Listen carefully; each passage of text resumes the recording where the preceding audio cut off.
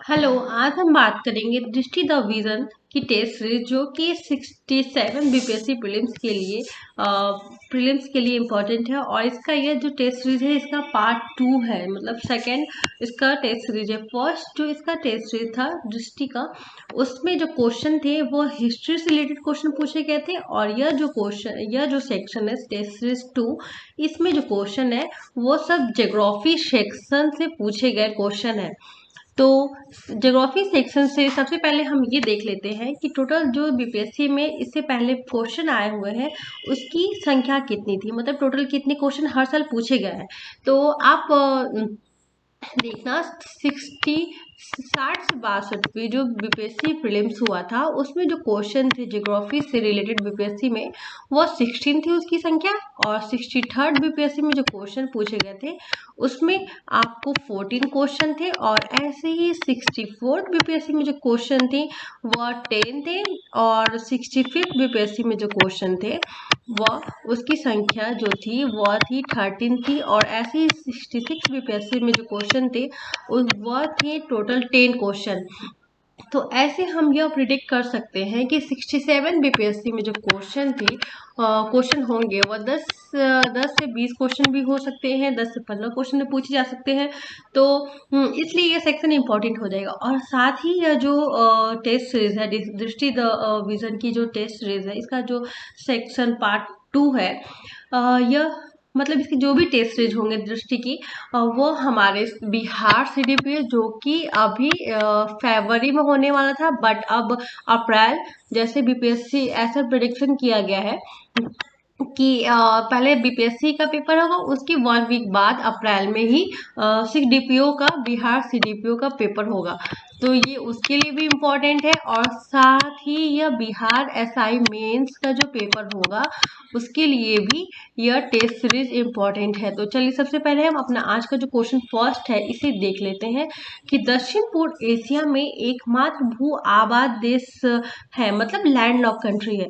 जैसे उसका कोई सा भी भाग, लैंडलॉक कंट्री का मतलब यह हुआ कि उसका कोई सा भी भाग जो होगा वो पानी से नहीं होगा टच। तो आप देख सकते हैं इसका जो हम इसे वर्ल्ड मैप में देखते हैं तो यह हो गया दक्षिण पूर्व एशिया में पूछ रहा है, मतलब ये वाला जो पार्ट है यहाँ पे क्वेश्चन जो पूछा हुआ है इस पार्ट में पूछा हुआ है। तो यहाँ पे कुछ कंट्रीज है जैसे, तो उसमें ऑप्शन दिया हुआ है, लाओस दिया हुआ है, कंबोडिया। एक मिनट मैं बताती हूँ कौन कौन सा क्वेश्चन दिया हुआ है। तो जैसे ऑप्शन ए है हमारा लाओस, बी मलेशिया, सी ब्रनोई और डी थाईलैंड। तो ब्रनोई जो है वो इंडोनेशिया में, ये वाला पार्ट है ब्रनोई। और थाईलैंड यहाँ पे है। और आप ये वाला पार्ट हो जाएगा वियतनाम, यहाँ पे वियतनाम हो जाएगा। और म्यांमार यहाँ, ये वाला जो पार्ट है यहाँ पे जो इसे म्यांमार हो जाएगा। और यहाँ पे एक छोटी सी कंट्री है जो बिल्कुल ही छोटा सा कंट्री आप देखोगे इन सब के बीच में होगा। तो जैसे म्यांमार और थाईलैंड के बीच में एक कंट्री है उसे लाओस लाओस है जो लैंडलॉक कंट्री है, उसका एक भी पार्ट जो है पानी से नहीं घिरा हुआ है। तो ये पूछ रहा है, तो इसे मैप से हमने देख लिया। तो आप भी अपने सामने इंडिया, वर्ल्ड और बिहार का मैप सामने रखिएगा। और जो भी क्वेश्चन होंगे, अगर आपको क्वेश्चन नहीं याद है तो आप उसे एक बार मैप में देख लेना, तो वो माइंड में हमेशा बना रहेगा। उसके बाद जो सेकंड क्वेश्चन है इसका जो एक्सप्लेनेशन मैं करूंगी, थोड़ा टाइम इसलिए लगेगा क्योंकि मैं सभी क्वेश्चन को थोड़ा डिटेल में बताऊंगी। डायरेक्ट क्वेश्चन और आंसर नहीं बताऊंगी, थोड़ा डिटेल में बता दूंगी जिससे माइंड में क्वेश्चन बना रहेगा। तो जो सेकंड क्वेश्चन है वो पूछ रहा है हाल ही में घोषित प्रोजेक्ट डॉल्फिन के संबंध में निम्नलिखित कथनों में कौन सा सही नहीं है। तो हमारे सामने 5 ऑप्शन दिया हुआ है। ए है यह परियोजना प्रोजेक्ट टाइगर की तर्ज पर होगी। बी, ये परियोजना की कुल अवधि 20 वर्ष की होगी। और सी, इसका उद्देश्य केवल नदी डॉल्फिन को बचाना है। और ई हो जाएगा जल शक्ति मंत्रालय द्वारा लागू किया जाएगा। और ई ऑप्शन उपर्युक्त में से कोई नहीं है, उपर्युक्त में से एक से अधिक। तो इसका जो आंसर हो जाएगा वो हो जाएगा ई। क्यों होगा इसे हम थोड़ा देख लेते हैं। जैसे यह जो प्रोजेक्ट टाइगर है प्रोजेक्ट डॉल्फिन, सॉरी। इसे प्रधानमंत्री ने इस वर्ष अपने स्वतंत्रता दिवस संबोधन में प्रोजेक्ट डॉल्फिन लॉन्च की, जो सरकार की योजना की घोषणा की इस टाइम पे। और प्रोजेक्ट डॉल्फिन जो इस वर्ष मतलब 2021 में, प्रोजेक्ट डॉल्फिन प्रोजेक्ट टाइगर की तर्ज पर होगा, जिसमें बाघों की आबादी में मदद की। और उन जैसे प्रोजेक्ट टाइगर में बाघों की आबादी में बढ़ाने में मदद की गई, वैसे प्रोजेक्ट डॉल्फिन है। और इसके बाद से 2019 में प्रधानमंत्री की अध्यक्षता में राष्ट्रीय गंगा परिषद की पहली बैठक में इस परियोजना को सैद्धांतिक मंजूरी प्रदान की गई थी। और यह जो 10 वर्ष, यहाँ पे 20 वर्ष दिया हुआ है, इसकी कुल अवधि यहाँ पे 20 वर्ष दिया है, जबकि होगा 10 वर्षीय परियोजना का उद्देश्य नदी और डॉल्फिन दोनों को बचाना है। यहाँ पर दे रहा है केवल नदी डॉल्फिन को बचाना, जबकि नदी और डॉल्फिन दोनों को बचाना है। और डॉल्फिन को बचाने की आवश्यकता क्यों पड़ रही है, मतलब इसके लिए यहाँ जो ऑप्शन हो जाएगा वह हो जाएगा ई ऑप्शन। ठीक है। उसके बाद से जो थर्ड नंबर क्वेश्चन है वह है अटल सुरंग समुद्र में 10,000 फीट ऊपर विश्व की सबसे लंबी हवाई सुरंग है, इसकी लंबाई क्या है? तो सबसे पहले इसके 5 ऑप्शन दिए हुए हैं: 8.93 किलोमीटर, 9.02 किलोमीटर, 10.37 किलोमीटर, 11.2 किलोमीटर और ई ऑप्शन। तो इसका जो आंसर हो जाएगा वो हो जाएगा बी। बी क्यों होगा 9.2 किलोमीटर? क्योंकि और ये कब किया गया था स्टार्ट, आप ये देख लो, और किसके द्वारा किया गया था ये भी पूछ सकता है। तो प्रधानमंत्री मोदी, हमारे देश के प्रधानमंत्री मोदी द्वारा 3 अक्टूबर 2020 को अटल सुरंग का उद्घाटन किया गया था, राष्ट्र को समर्पित करने के लिए किया गया था। और अटल सुरंग की जो समुद्र तल से 10,000 फीट ऊपर विश्व की सबसे लंबी हवाई सुरंग है, ये भी अपने आप में माइंड में रखिएगा। उसके बाद से अटल सुरंग का निर्माण हिमाचल प्रदेश की कहाँ पे हुआ?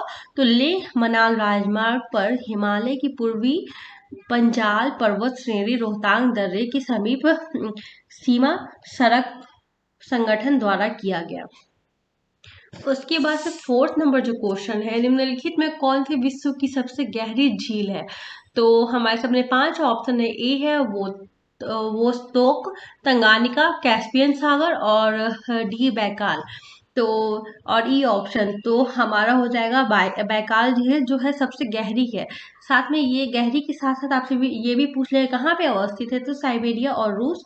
और इसकी गहराई कितनी है? तो 1642 किलोमीटर। और तंगानिका जो झील है यह तंजानिया, जाम्बिया और कॉन्गो गणराज्य, मतलब ये आप समझ लो अफ्रीका वाले क्षेत्र में तंगानिका है।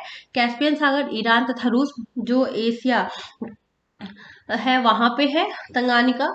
और सॉरी कैस्पियन सागर इंपॉर्टेंट है क्योंकि इससे हर साल जो क्वेश्चन है वो पूछ लिए जाते हैं। आप मैं मैप दिखा देती हूँ कैस्पियन सागर कहाँ पे है। तो जैसे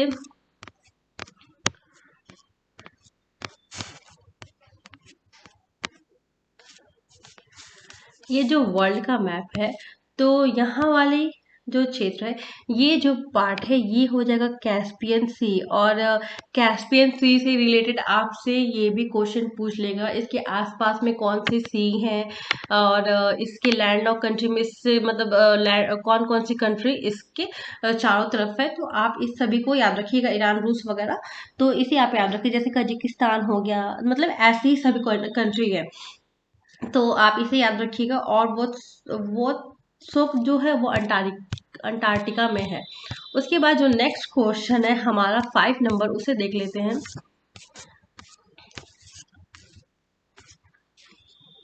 5, निम्नलिखित में कौन सा देश कोरल ट्रायंगल इनिशिएटिव का भागीदारी नहीं है? तो हमारे सामने 5 ऑप्शन दिए हुए हैं: Malaysia, Thailand, Indonesia, Timor Leste और ई ऑप्शन। तो इसमें पूछ रहा कौन सा देश या इसमें भागीदार नहीं है, तो यहाँ हो जाएगा थाईलैंड, जो कि इसमें भागीदारी नहीं करता है। तो आपसे इसकी जो टोटल 6 कंट्री हैं उसमें हो जाएगा मलेशिया, इंडोनेशिया और तिमोर उस तिमोर लेस्टे ये भी है, और पापुआ न्यू गिनी है, फिलीपींस है, सोलोमन द्वीप है। तो हाँ, जो थाईलैंड है वो इसमें नहीं है। और इसका थोड़ा सा ये भी आप देख लेना कि 8 जून को मनाया जाने वाला विश्व महासागर दिवस किस संगति पे? 2012 से प्रत्येक 9 वर्ष, मतलब प्रत्येक वर्ष 2012 से प्रत्येक वर्ष 9 जून को प्रवाल त्रिभुज दिवस मनाया जाता है, मतलब कोरल ट्रायंगल इनिशिएटिव मनाया जाता है। उसके बाद नेक्स्ट 6 नंबर जो क्वेश्चन है वो है भारत की निम्नलिखित में से किस राज्य की काबार ताल आर्द्र भूमि को हाल ही में रामसर स्थल घोषित किया गया है। तो हमारे सामने 5 ऑप्शन है। ए हो जाएगा केरल, बी मणिपुर, सी हिमाचल और डी झारखंड और ई ऑप्शन। तो इसका जो आंसर हो जाएगा वो हो जाएगा ई। क्यों होगा इसे हम देख लेते हैं। क्योंकि 16 अक्टूबर 2020 को रामसर कन्वेंशन में ने काबार तल आर्द्र भूमि जिसे बिहार के बेगूसराय जिले में, और हमारे सामने एक भी ऑप्शन में बिहार नहीं दिया है, जबकि होगा यह बिहार के बेगूसराय जिले में कांवड़ झील के नाम से जाना जाता है और इसे अंतर्राष्ट्रीय महत्व का रामसर स्थल घोषित किया गया है। ठीक है, और साथ में यह भी पूछ लिया कि अब तक भारत में रामसर स्थलों की कुल कितनी संख्या है। तो टोटल जो संख्या है वो हो जाएगी 41। हाँ, और यह जो दक्षिण एशिया में सर्वाधिक है, मतलब सबसे अधिक संख्या है। और 2020 में 2 नए रामसर स्थल घोषित किए गए थे, जैसे एक उत्तर प्रदेश की सूर सरोवर जो 40वीं और महाराष्ट्र में लोनार झील जो 41वीं है। उसके बाद नेक्स्ट 7 नंबर जो क्वेश्चन है इसे हम देख लेते हैं। ये पूछा निम्नलिखित में किस देश का क्षेत्रफल सबसे अधिक है। तो ए कजाकिस्तान, बी संयुक्त राज्य अमेरिका, सी अल्जीरिया और डी भारत और ई ऑप्शन। तो इसका जो आंसर हो जाएगा वह हो जाएगा बी, संयुक्त राज्य अमेरिका का जो क्षेत्रफल है इन सभी जो ऑप्शन में दिए हुए हैं सबसे अधिक है। ठीक है, इसके बाद जो नेक्स्ट क्वेश्चन है, ऐसे आप क्षेत्रफल देखोगे तो सबसे ज्यादा रूस का है, उसके बाद से कनाडा, फिर अमेरिका, और जो भारत की जो संख्या है वो 7वें नंबर पे आती है क्षेत्रफल में। किस देश में हाल ही में पर्यावरण आपातकाल की स्थिति की घोषणा की गई थी। ये भी इम्पोर्टेंट क्वेश्चन है। 8 नंबर जो क्वेश्चन है ये पूछ रहा है भूटान, फिलीपींस, मॉरिशस, इंडोनेशिया। तो और ई ऑप्शन। तो इसका जो आंसर हो जाएगा 8 का वो हो जाएगा सी, मॉरिशस ने। जैसे मॉरिशस द्वीप राष्ट्र द्वारा पर्यावरण आपातकालीन की स्थिति को घोषणा की गई। और जैसे ऐसा क्यों हुआ था, क्योंकि जैसे 2 सप्ताह पहले अटके एक जहाज जो इसके आसपास के जल को टनों में ईंधन द्वारा रिसाव हो रहा था, इस वजह से यहाँ पे पर्यावरण इसकी घोषणा की गई थी। उसके बाद 9 नंबर जो क्वेश्चन है वो है निम्नलिखित में से किस वर्ष पर्यावरण संरक्षण अधिनियम पारित किया गया। तो हमारे सामने 5 ऑप्शन है। ये भी इंपॉर्टेंट क्वेश्चन है, हर साल घुमा फिरा के क्वेश्चन पूछ ही लेता है। तो 1980, 1986, 1992, 2001 और ई ऑप्शन। तो इसका जो आंसर हो जाएगा वो हो जाएगा बी, 1986। जैसे पर्यावरण संरक्षण अधिनियम संसद द्वारा 1986 में पारित किया गया और इसका उद्देश्य जो था वह पर्यावरण को संरक्षण प्रदान करना और तथा इसमें सुधार करना था। उसके बाद जो 10 नंबर जो क्वेश्चन है वो है निम्नलिखित में कौन सा विश्व का सबसे छोटा महासागर है। तो हमारे सामने 5 ऑप्शन दिए हुए हैं। ए अटलांटिक महासागर, हिंद महासागर और आर्कटिक महासागर, डी प्रशांत महासागर और ई ऑप्शन। इसे देखने के लिए हम मैप का यूज करते हैं, क्योंकि ऐसे आप देख लोगे यहाँ पे जो क्वेश्चन पूछा हुआ है। तो एक मिनट मैं मैप वर्ल्ड का ये जो मैप है, ये जो वर्ल्ड का मैप है, तो आप यहाँ पे अटलांटिक ओशन है। ये जो हो गया यहाँ पे, जैसे ये हो गया नॉर्थ अमेरिका, साउथ अमेरिका और एशिया, यहाँ पे ये हो गया अफ्रीका और यूरोप। तो ये इसके जो बीच में है यहाँ पे हो जाएगा ऊपर में नॉर्थ अटलांटिक ओशन, जैसे 0 डिग्री से ऊपर नॉर्थ अटलांटिक ओशन और 0 डिग्री से नीचे साउथ अटलांटिक ओशन। और यहाँ पे ये हो जाएगा पैसिफिक ओशन हो जाएगा यहाँ पे। ठीक है, ये वाला पार्ट भी पैसिफिक ओशन का ही है। यहाँ पे इंडियन ओशन है, यहाँ पे ये जो समुद्र का जो भाग है यहाँ पे इंडियन ओशन है, और ये जो ऊपर वाला पार्ट है यहाँ पे ये जैसे कुछ यहाँ पे पार्ट है, यहाँ पे आर्टिक ओशन है जो कि सबसे छोटा। जैसे जो क्वेश्चन पूछा गया है निम्नलिखित में कौन सा विश्व का सबसे छोटा महासागर है, तो हमारा जो आंसर हो जाएगा वो हो जाएगा आर्टिक महासागर। ठीक है, तो प्रशांत महासागर देख लिया, हिंद महासागर देख लिया हमने, अटलांटिक महासागर देख लिया, तो हमारा जो आंसर हो जाएगा वो हो जाएगा आर्टिक महासागर।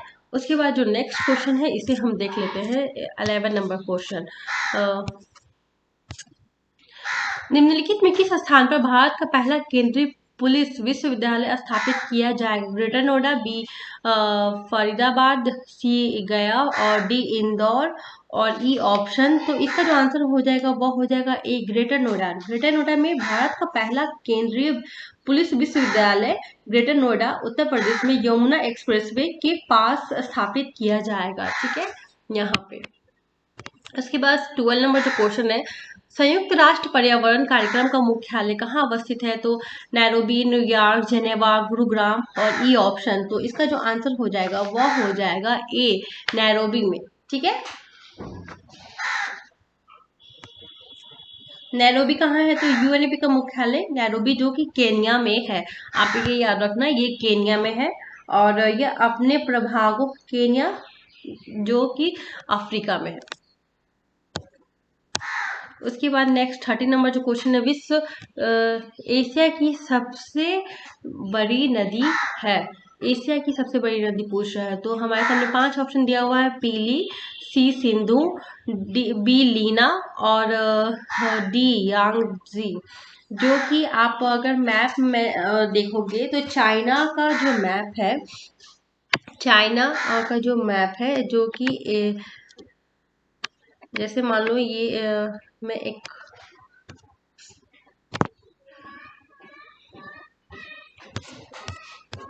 ये जो मैप आप देख सकते हो, यहाँ पे सिंधु रिवर है, ये हमें पता है। उसके बाद से 5 पूछा है, पीली पूछा है और जैसे पूछा है अन नदी, पूछा है पीली नदी, पूछा है लीनी नदी है, सिंधु नदी और यांगसी का ये दिखाया हुआ है। तो यांगसी जो किलोमीटर, इसकी जो लंबाई है 6300 किलोमीटर की लंबाई के साथ विश्व की तीसरी सबसे बड़ी और एशिया की सबसे बड़ी नदी है। और यांगसी कहाँ है? तो ये है चाइना में। ठीक है, तो इसका जो आंसर हो जाएगा वो हो जाएगा डी। 13 का जो आंसर हो जाएगा वो हो जाएगा डी। उसके बाद जो नेक्स्ट क्वेश्चन है 14 नंबर,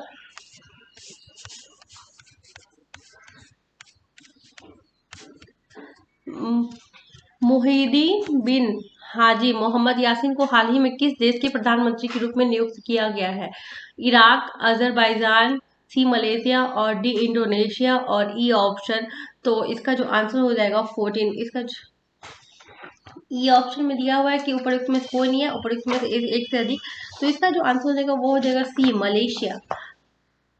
उसके बाद 15 नंबर जो क्वेश्चन है, अपघटक प्रकृति के डॉट है क्योंकि वह पौधों को और जानवरों के शवों में पाए जाने वाले कार्बनिक पदार्थों का अपघटन करते हैं। ए संकट या खतरे, बी संवाहक, सी उर्वरक और डी पुनर्चक्रण या रिसाइकल कह लो आप, और ई ऑप्शन। तो इसका जो आंसर हो जाएगा वो हो जाएगा रिसाइकल है। जैसे प्रकृति की अपनी पूर्ण चक्र जैसे रिसाइकलिंग की प्रणाली होती है जो कि जीवों का एक समूह है और इसे ही अपघटक कहा जाता है। उसके बाद है 6 नंबर, इकोसिस्टम पारिस्थितिकी तंत्र शब्द का प्रयोग सर्वप्रथम किसने किया था? तो हमारे सामने 5 ऑप्शन है, doctor James Hansen, Richard Kingsford, LG Townsley और हेनरिक स्वेस्मार्क और ई ऑप्शन। तो इसका जो आंसर हो जाएगा वो हो जाएगा सी, एलजी टॉन्सले ने किया था। उसके बाद 17 है, निम्नलिखित में कौन सी जनजाति अपने मूल देश क्षेत्र साथ ही सही सुमेलित नहीं है? तो ए बद्दू दिया है जो कि अरब, बी एनु दक्षिण कोरिया, सी पिग्मी जो कॉन्गो और डी मसाई जो कि केनिया दिया हुआ है। तो इसका आंसर हो जाएगा ए एनु जो कि सही नहीं है। तो जैसे बद्दू जो हो गया अरब का हो गया, एनु जो होगा वो जापान का होगा और यहाँ पे दिया हुआ है दक्षिण कोरिया, जबकि यहाँ पे हो जाएगा जापान। पिग्मी जो है कॉन्गो और मसाई जो है केन्या।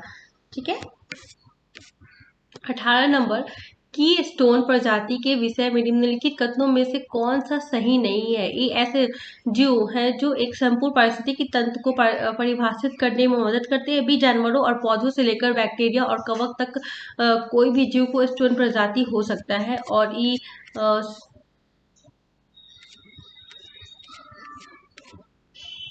सी की स्टोन प्रजाति कार्यात्मक अतिरिक्त कम होना है। और तो इसका जो आंसर हो जाएगा वो हो जाएगा ई क्यू स्टोन जो है प्रजाति एक जीव है जो संपूर्ण पारिस्थितिकी तंत्र को परिभाषित करने में मदद करता है। और यह की स्टोन कोई भी जीव हो सकता है, जैसे जानवर और पौधों से लेकर बैक्टीरिया और कवक तक है। ये गोंद की तरह है और जो कि जो स्थान को एक साथ रखता है। उसके बाद 90 नंबर जो क्वेश्चन है वो हो जाएगा, निम्नलिखित भारतीय पंछियों में कौन सा एक गंभीर रूप से लुप्त प्राय नहीं है। तो ए, जंगली उल्लू, बी, साइबेरिया क्रेन, सी, भारतीय गिद्ध, और डी, ग्रेट इंडियन बस्टर्ड, और ई ऑप्शन। तो इसका जो आंसर हो जाएगा वो हो जाएगा ई, क्योंकि गंभीर रूप से लुप्त प्राय में जंगली जानवरों की जो के लिए IUC अंतर्राष्ट्रीय प्रकृति संरक्षण IUCN रेड लिस्ट डाटा द्वारा सबसे अधिक जोखिम वाली श्रेणी है, जिसे गंभीर रूप से लुप्त प्राय 10 स्तनधारी, 15 पक्षी और 6 सरीसृप और 19 उभयचर प्रजाति और कुछ मछलियां की प्रजाति है। जैसे गंभीर रूप से बेयर, पोचर्ड, ग्रेट इंडियन, और इसमें दे रहा है कि नहीं है। जबकि बस्टर्ड, गोंडवाना या फिर बंगाल जंगली उल्लू, साइबेरियन, ये सभी इसमें एक से ज्यादा ऑप्शन सही हो रहा है, इसलिए इसका आंसर जो हो जाएगा वो हो जाएगा ई। उसके बाद 20 नंबर जो क्वेश्चन है वो पूछ रहा है पारिस्थितिकी पद चिन्ह को परिभाषित किया गया है। ये जो है इसका आप स्क्रीनशॉट ले लेना। इसका जो आंसर हो जाएगा वो हो जाएगा ए, पृथ्वी की पारिस्थितिकी तंत्र का मानवीय मांग की माप के रूप में किया गया है। उसके बाद 21 है, निम्नलिखित में कौन सा हिमालय की उप श्रेणी नहीं है। ए, सह्याद्री, बी, हिमाद्री, सी, हिमाचल, और डी, शिवालिक।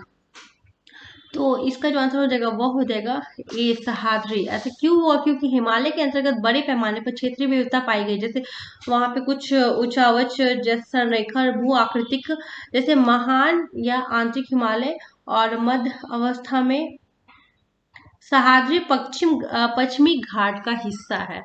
और यहाँ पे पूछ रहा है हिमालय की उप श्रेणी नहीं है, जबकि ये है।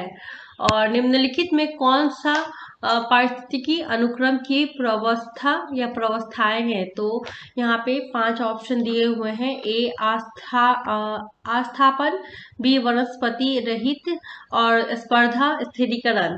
तो इसका जो आंसर हो जाएगा वो हो जाएगा ई। उसके बाद 23rd नंबर जो क्वेश्चन है, बेतला राष्ट्रीय उद्यान निम्नलिखित में से किस राज्य में अवस्थित है। ए, बिहार, बी, झारखंड, सी, मध्य प्रदेश, और डी, छत्तीसगढ़।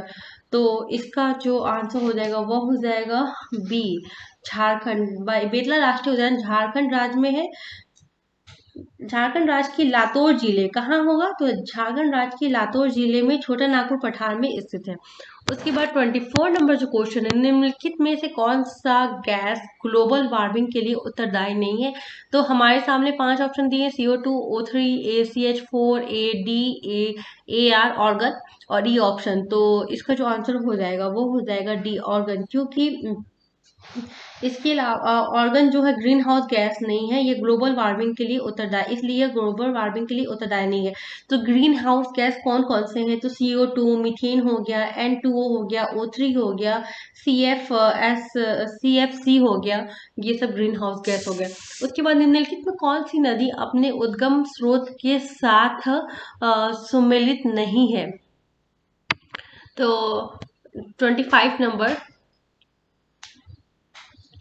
ए, ताप्ती जो सतपुड़ा श्रेणी है, बी, ब्यास, रोहतांग दर्रा, सी, सिंधु, और डी, नर्मदा, और ई ऑप्शन। तो इसका जो आंसर हो जाएगा वो हो जाएगा सी, या गोदावरी और सिंधु यहाँ पे दे रहा है। तो सी इसका इसके साथ सुमेलित नहीं है, क्योंकि गोदावरी जो ताप्ती है,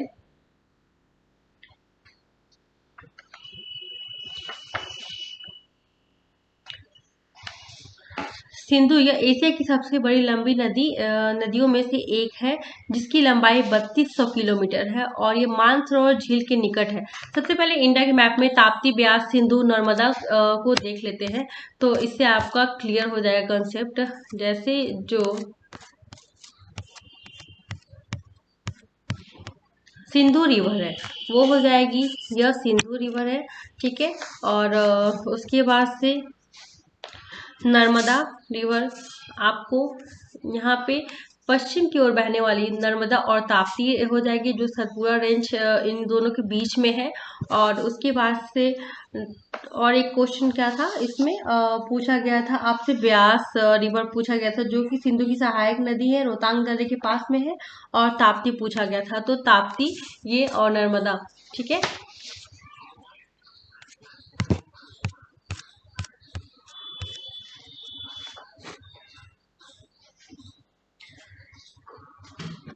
उसके बाद 26 नंबर जो क्वेश्चन है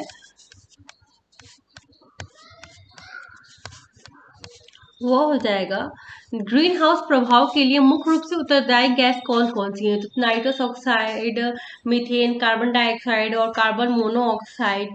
तो इसका जो आंसर हो जाएगा वो हो जाएगा सी, कार्बन डाइऑक्साइड ग्रीन हाउस के लिए काफी ज्यादा मुख्य रूप से उत्तरदायी गैस है। उसके बाद 27 निम्नलिखित में कौन सा गोंडवाना लैंड का हिस्सा नहीं है? ए अंटार्कटिका, बी दक्षिण अमेरिका, और सी ऑस्ट्रेलिया, और डी मेडागास्कर।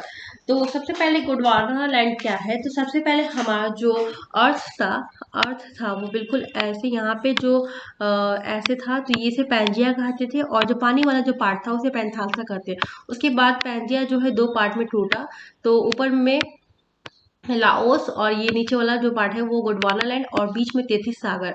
तो जो नीचे वाला पार्ट है इसे गोंडवाना लैंड। तो गोंडवाना लैंड में कुछ जो पार्ट है, तो हमारे सामने 5 ऑप्शन दिया हुआ है कि कौन सा गोंडवाना लैंड का हिस्सा नहीं है। तो इसका आंसर हो जाएगा ई, हो जाएगा ई। क्यों हो जाएगा? क्योंकि यहाँ पे आप देख सकते हैं ये जो भी ऑप्शन दिए हुए हैं, तो ये सभी गोंडवाना लैंड का ही हिस्सा है। जैसे अंटार्कटिका, दक्षिण अमेरिका, ऑस्ट्रेलिया, मेडागास्कर, ये सभी गोंडवाना लैंड, और इंडिया वगैरह ये हो गया, ये सभी गोंडवाना लैंड के ही पार्ट है। उसके बाद 28 नंबर है, डॉट एक निर्दिष्ट तापमान पर वायवीय परिस्थितियों में जैविक पदार्थों का विघटन करने के लिए जीवाणु और अन्य सूक्ष्मजीवों द्वारा उपभोग किए जाने वाले ऑक्सीजन की मात्रा को दर्शाता है। तो यहाँ पे 5 ऑप्शन दिए हुए हैं, तो इसका जो आंसर हो जाएगा 28 का सी हो जाएगा, जैव और रासायनिक ऑक्सीजन मांग। उसके बाद 29, निम्नलिखित में कौन सी पहाड़ी वह स्थान है जहाँ पूर्वी घाट पश्चिमी घाट से मिलता है? तो यहाँ पे हमारे सामने ऑप्शन ए पलानी पहाड़िया, उसके बाद सेवाय पहाड़िया, नीलगिरी की पहाड़िया, अक्सतमलाई की पहाड़िया।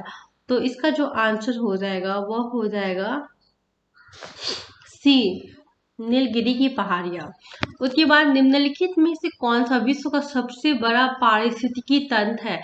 तो हमारे सामने 5 ऑप्शन दिए हुए हैं, पर्वत, रेगिस्तान, वन और दी महासागर। तो पारिस्थितिकी तंत्र मतलब जहाँ पे बहुत सारे जीव जंतु पाए जाते हैं उसे पारिस्थितिकी तंत्र। जैसे इसका आंसर हो जाएगा वह हो जाएगा 30 का डी, इसका जो आंसर हो जाएगा। और ये क्यों होगा? क्योंकि हमारी पृथ्वी का जो होता है 71% से अधिक जो करता है, और महासागर जो है ये 71% से अधिक का हिस्सा कवर करता है, और 3 बिलियन से अधिक लोगों की आजीविका का ये स्रोत है।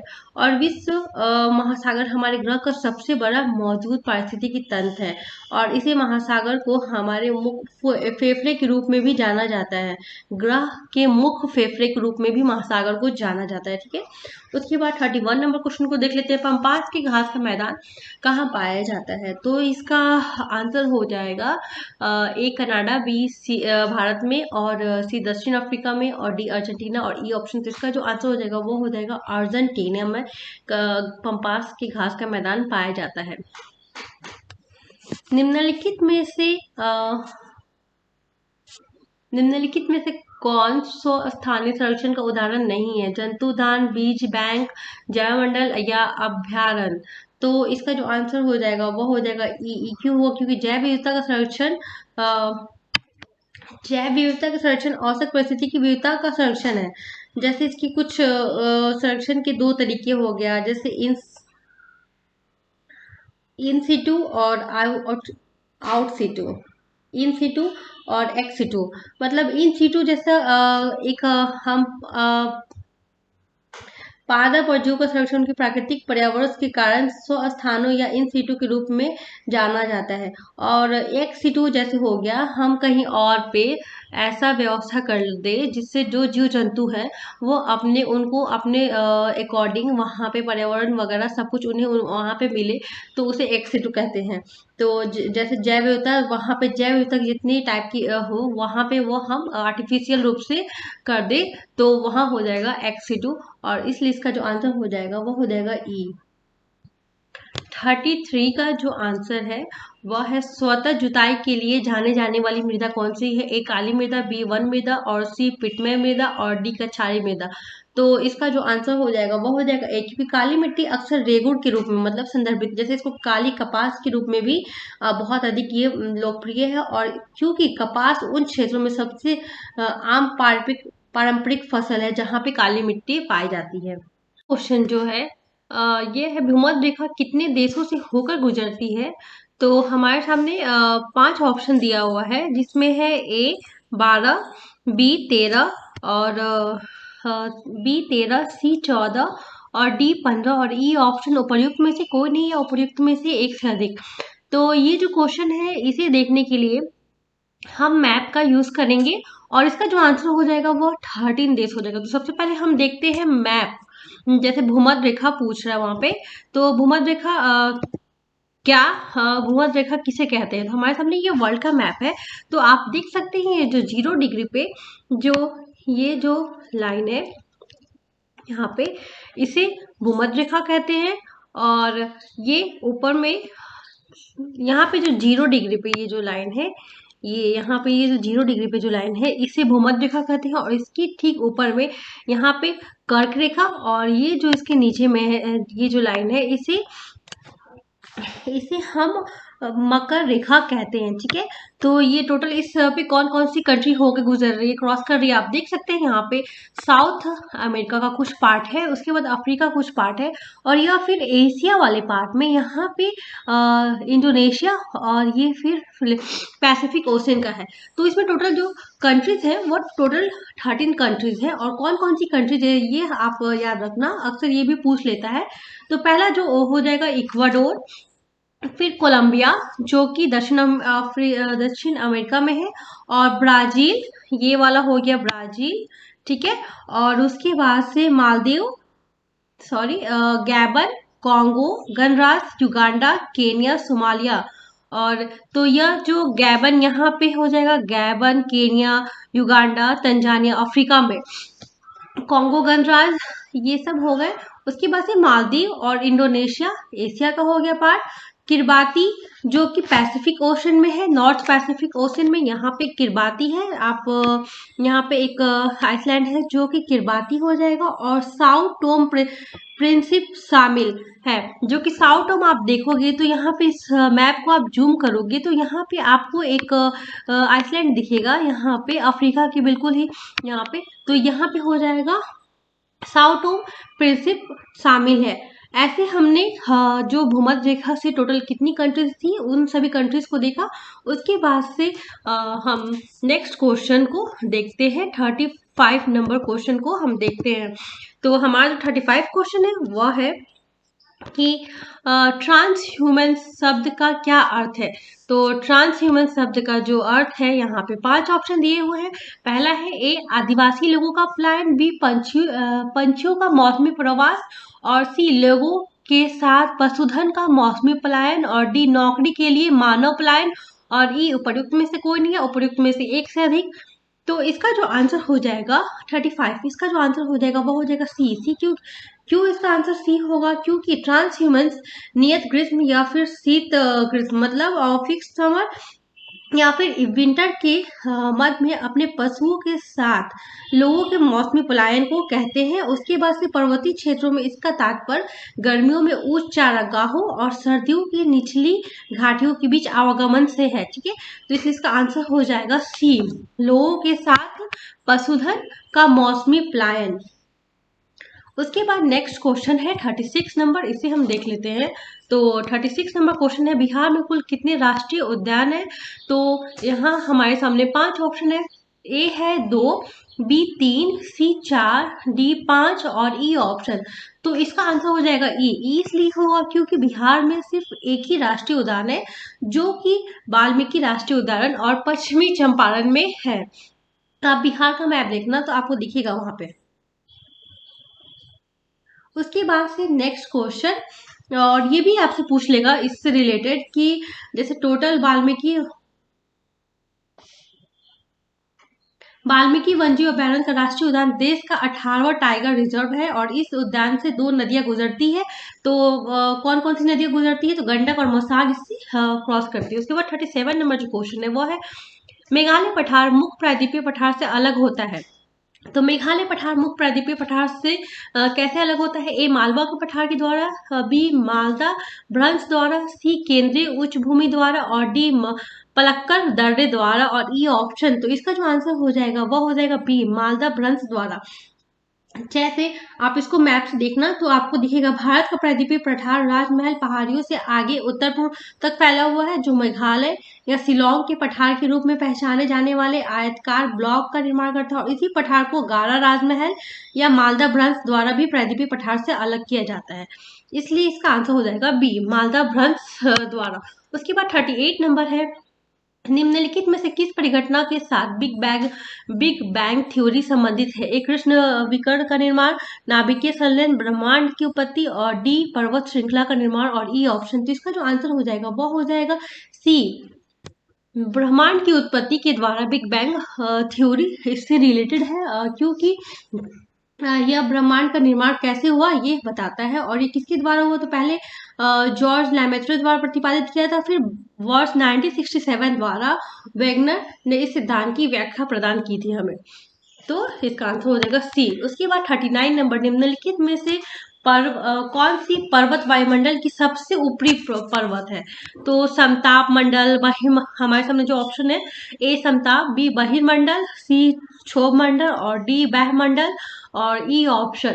तो टोटल हो जाए, इसका आंसर हो जाएगा वह हो जाएगा बी बहिर्मंडल। तो इसमें आप मैप में देख सकते हैं, जैसे पहले यहाँ पे हो जाएगा ट्रोपोस्फेयर, उसके बाद स्ट्रेटोस्फेयर, स्ट्रेटोस्फेयर, उसके ऊपर में आप देखोगे तो मीजोस्फेयर हो जाएगा और उसके ऊपर में देखोगे तो थर्मोस्फेयर हो जाएगा और ई एक्सोस्फेयर हो जाएगा। इसका आंसर मतलब क्षोभ मंडल, उसके बाद समताप मंडल, मध्य मंडल, बाह्य मंडल या फिर उसको आप कह सकते हो आयन मंडल, और फिर पांचवा जो हो जाएगा वो हो जाएगा बहिर्मंडल, मतलब सबसे ऊपर वाला। उसके बाद जो नेक्स्ट है 40 नंबर क्वेश्चन, ये हो जाएगा बिहार में निम्नलिखित जिलों में से कौन सा एक नेपाल की सीमा को स्पर्श नहीं करता है? तो हमारे सामने है कि नहीं करता है, तो ए ऑप्शन हो जाएगा पश्चिमी चंपारण, बी सुपौल, सी सीतामढ़ी, डी किशनगंज। तो अगर आप मैप को गौर से देखोगे तो आपको दिखेगा जैसे कि इसका आंसर ई हो जाएगा, क्योंकि बिहार के जो 7 जिले हैं जिसमें पश्चिमी चंपारण, जैसे बिहार का जो मैप अगर आप देखते हो तो आपको दिखेगा पश्चिमी चंपारण, सीतामढ़ी, मधुबनी और सुपौल, अररिया और किशनगंज ये नेपाल की सीमा को स्पर्श करते हैं, इसलिए इसका आंसर हो जाएगा ई। ठीक है, उसके बाद 41 नंबर, निम्नलिखित में से कौन सी रबी की फसल है? तो सबसे पहले तो हम ये समझेंगे कि रबी की फसल कब होती है या फिर खरीफ की फसल कब होती है। तो हमारे सामने जैसे 5 ऑप्शन दिया है, ए सरसों, बी चना, सी मक्का और डी कपास। तो रबी की जो फसल होती है सर्दी के समय में होती है, जैसे अक्टूबर से नवंबर का जो टाइमिंग होता है उस टाइम में रबी की फसल होती है, और जो खरीफ फसल होती है या मानसून की फसलें होती है जैसे जून से अक्टूबर तक खरीफ की फसल होती है। तो हमारे सामने ये जो ऑप्शन दिया हुआ है तो आप देखोगे रबी की फसल पूछा है, और ये जो ऑप्शन है इसमें ज्यादातर रबी की फसल में हो जाएगा गेहूं, चना, जौ, आलू, सरसों, अलसी, सूरजमुखी, धनिया वगैरह ये सब हो गया। और जबकि खरीफ की फसल में हम देखेंगे तो हमें मिलेगा धान मिलेगा, मक्का मिलेगा, कपास मिलेगा, बाजरा मिलेगा, चना मिलेगा।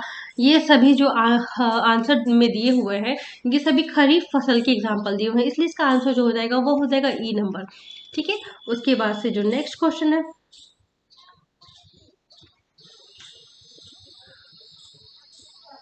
सरसों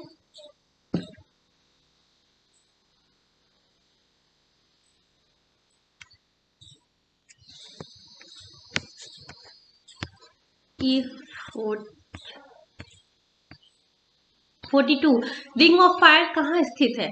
तो ए काला सागर, बी प्रशांत सागर, सी हिंद महासागर और डी भूमध्य सागर और ई ऑप्शन। तो रिंग फायर कहाँ स्थित है? तो इसका आंसर हो जाएगा बी प्रशांत महासागर में, मतलब पैसिफिक ओशन में। आप अगर मैप देखते हो तो मैप में आपको ये वाला जो पार्ट है, वर्ल्ड का मैप अगर आप देख रहे हैं तो पैसिफिक ओशन में जो हमारे सामने ये वाला जो पार्ट है, ये हो गया पैसिफिक ओशन। यहाँ पे ये जो एरिया हो गया, फिर यहाँ का जो कुछ एरिया हो गया, यहाँ पे रिंग ऑफ फायर उपस्थित है। और रिंग ऑफ फायर साथ में रिंग ऑफ फायर जो है प्रशांत महासागर श्रेणी में स्थित है, और जहां बड़ी संख्या में भूकंप और या फिर ज्वालामुखी का विस्फोट होता है, इसे ही रिंग ऑफ फायर कहते हैं। और ये काफी सक्रिय है, पैसिफिक बेल्ट भी इसे कहते हैं। उसके बाद जो नेक्स्ट क्वेश्चन है 43 नंबर, इसे हम देख लेते हैं। 43 ये रहा हमारे सामने। निम्नलिखित में कौन सा सबसे ठंडा बायोम है?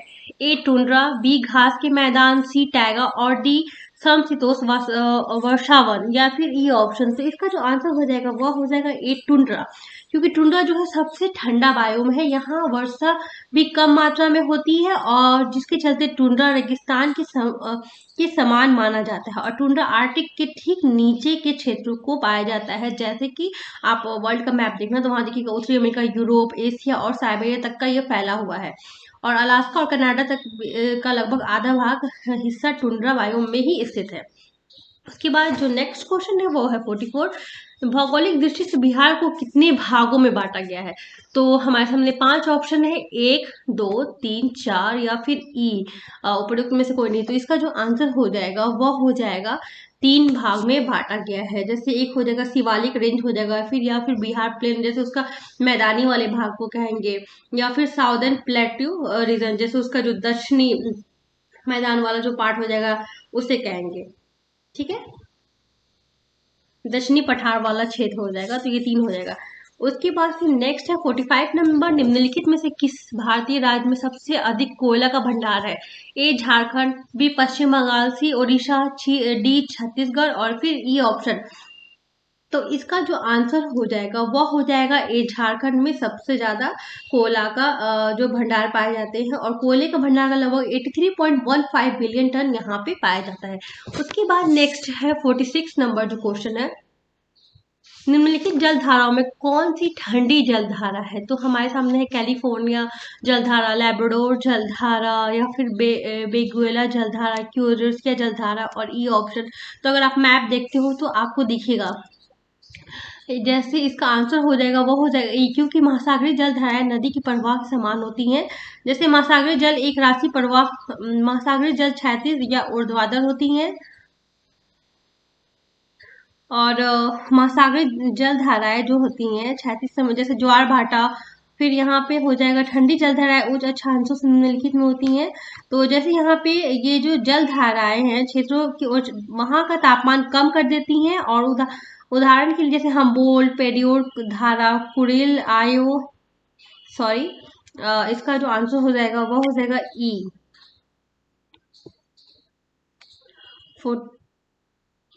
उसके बाद से निम्नलिखित में से किस स्थान पर करेवा स्थलाकृतियां पाई जाती है?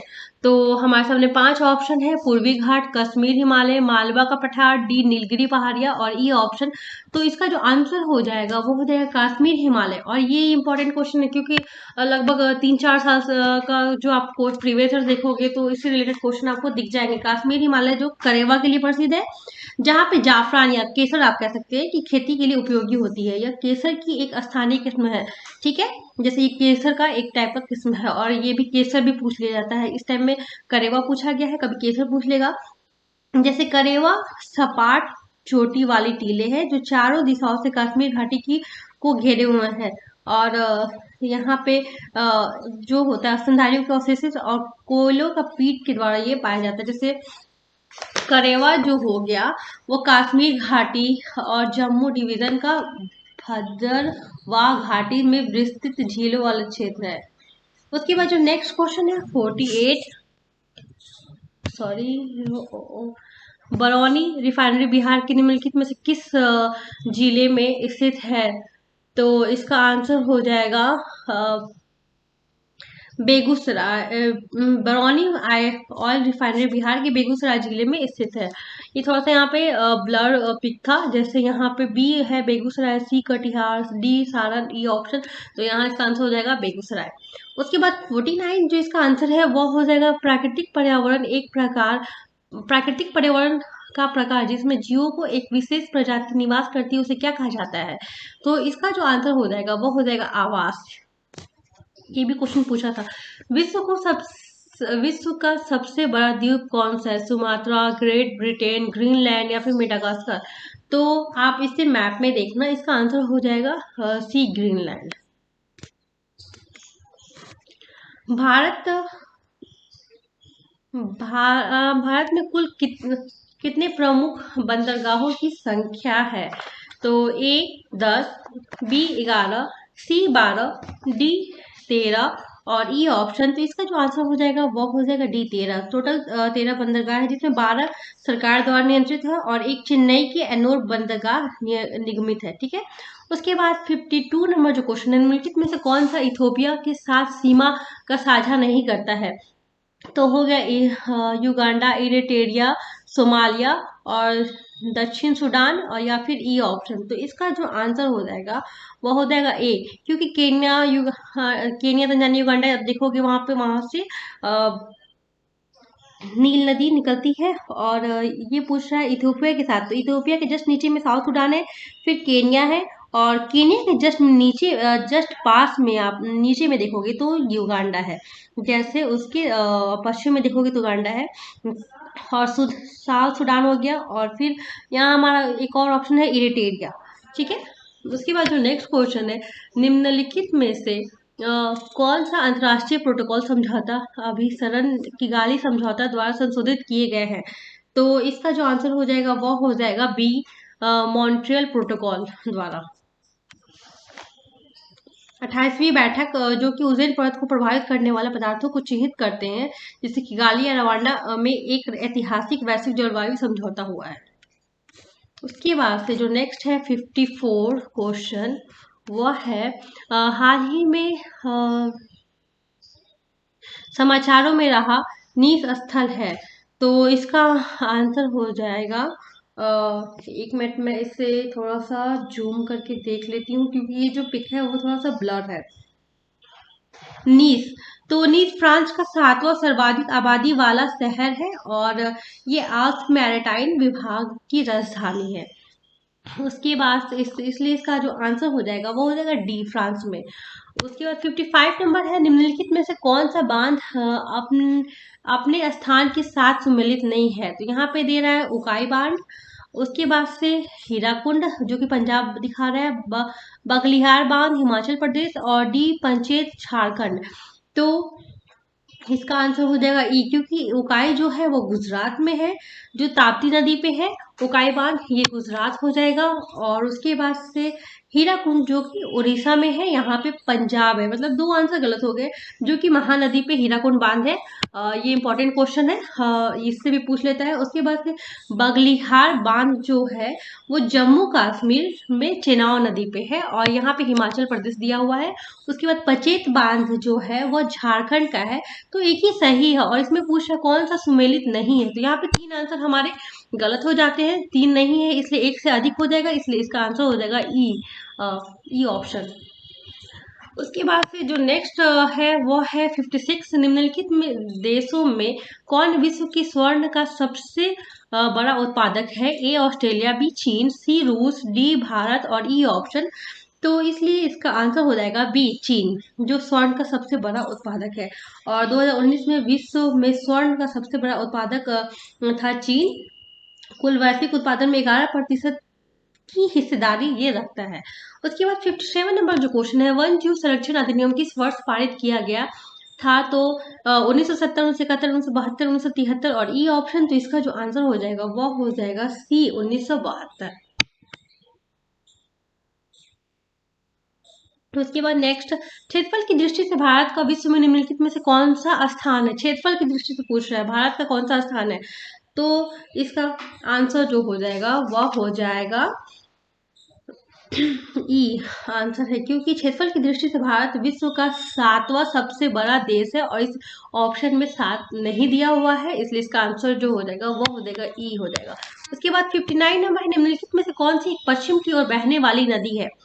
तो पश्चिम की ओर बहने वाली नदी यहाँ पे 59 में ऑप्शन दिया हुआ नर्मदा, गोदावरी, कृष्णा या फिर कावेरी। तो आप देख सकते हैं, इसलिए इसका आंसर होगा विश्व की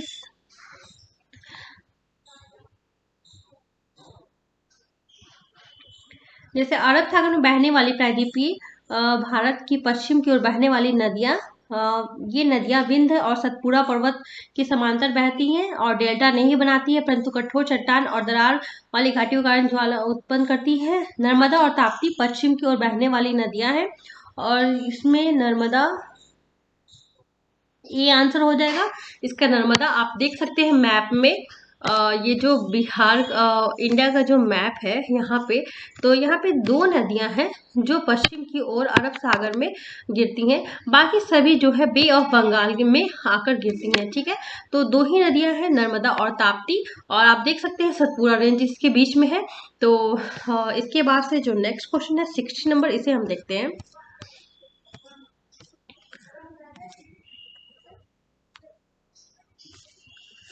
उस प्रक्रिया का क्या नाम है जिसमें एक जल निकाय पोषक तत्वों से अत्यधिक समृद्ध हो जाता है? ए जैव संवर्धन, बी सुपोषण और डी राइजो फिल्ट्रेशन और डी जैव छिड़काव।